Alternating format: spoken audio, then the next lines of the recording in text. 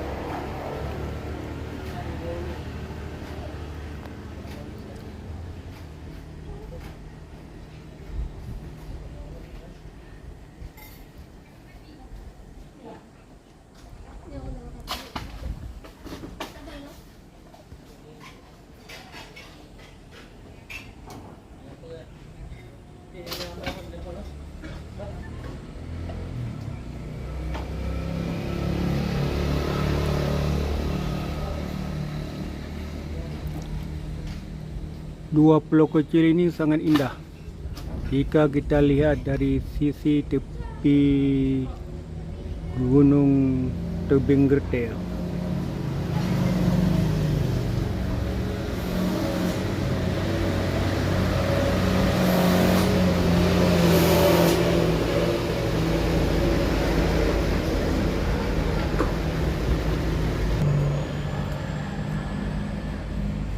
Coba kita zoom sekali lagi.